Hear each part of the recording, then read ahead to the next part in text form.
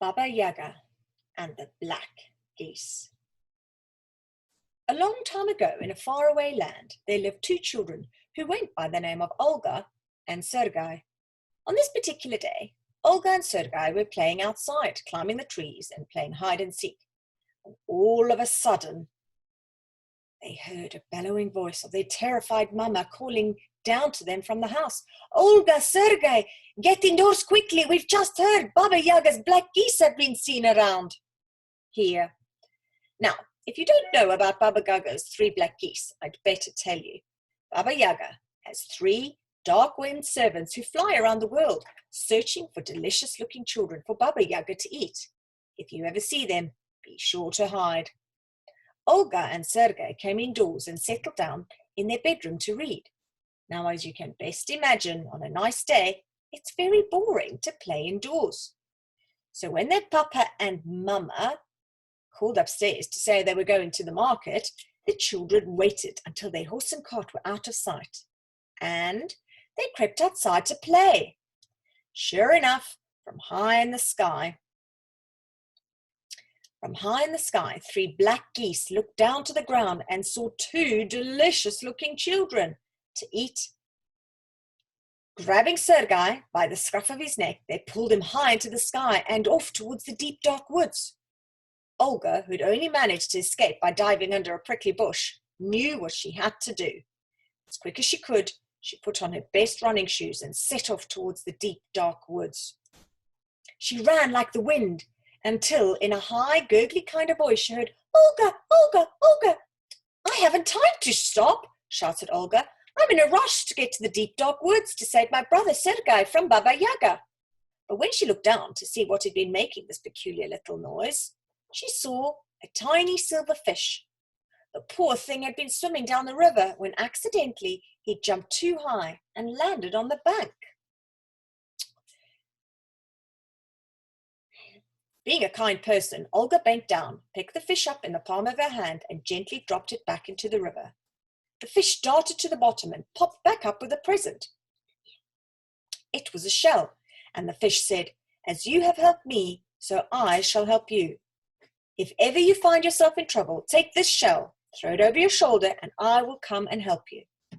"Thanks," said Olga, as she put the shell into her pocket and again set off towards the deep, dark woods. She ran like the wind until, in a chirpy, yappy kind of voice, she heard, "Olga, Olga, Olga!" "I haven't time to stop," cried Olga. "I'm in a rush to get to the deep, dark woods to save my brother Sergei from Baba Yaga." But when she looked down to see what had been making this bizarre little noise, she saw a very anguished-looking squirrel.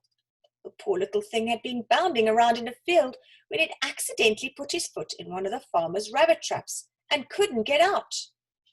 Being a kind person, Olga bent down, pulled open the trap, and freed the squirrel. The brown furry creature limped his way up the nearest oak tree and came back down with a present. It was an acorn, and the squirrel said, "As you have helped me, so I shall help you.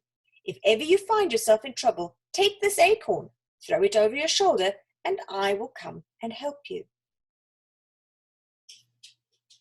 "Thanks," said Olga, and she put the acorn into her pocket and set off towards the deep, dark woods. She ran like the wind until, in a squeaky, squally kind of voice, she heard, "Olga, Olga, Olga!"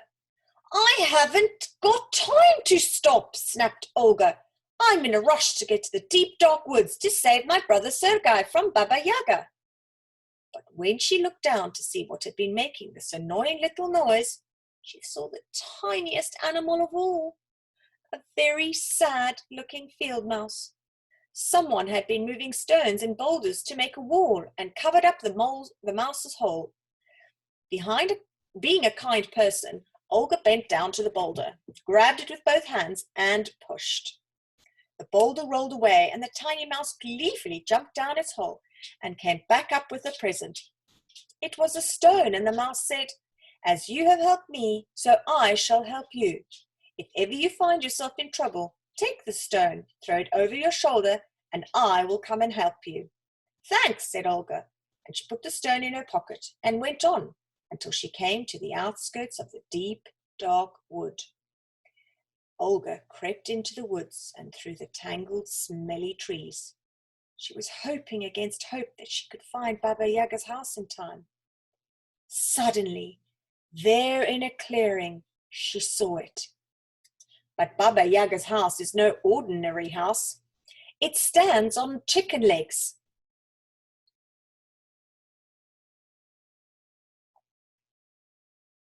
It moves and it talks. "Go away," the house moaned.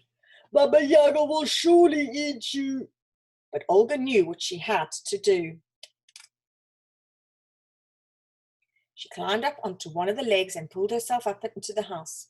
And there she was, Baba Yaga, asleep in her rocking chair, snoring like a troll. Now, if you don't know what Baba Yaga looks like, I'd better tell you. Baba Yaga has long white hair that comes all the way down to the floor. In it live some of the strangest creatures alive. Sometimes she'll just pick them out of her hair and crunch them with her long red fangs. Her nose is long and crooked, with a twist at the end like a helter-skelter. From it drips the most disgusting green slime. She lets it drip into a bucket, and when it's full, she sucks it all up in one big mouthful. Ugh.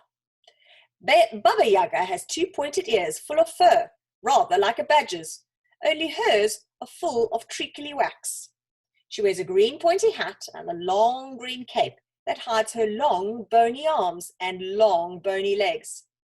Now, as you know, Baba Yaga likes, more than anything else in the world, to eat children. Sitting next to Baba Yaga, too scared to move, was Sergei, Olga's brother.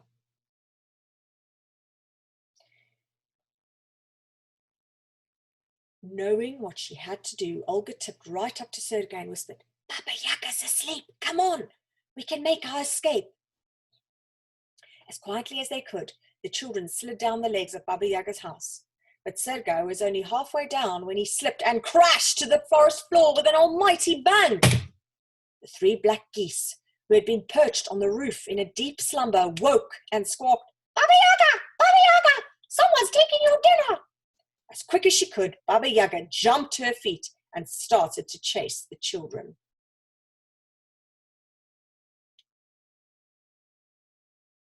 With her long bony arms and her long bony legs, she reached out to grab the children when Olga put her hand in her pocket and pulled out the present from the squirrel.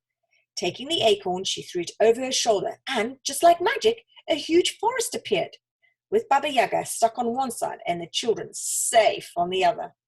But do you think a forest can stop Baba Yaga? Opening her tremendous jaws, she started to eat the trees one by one until she devoured the entire forest. With her stomach full to bursting point, she started to chase the children again.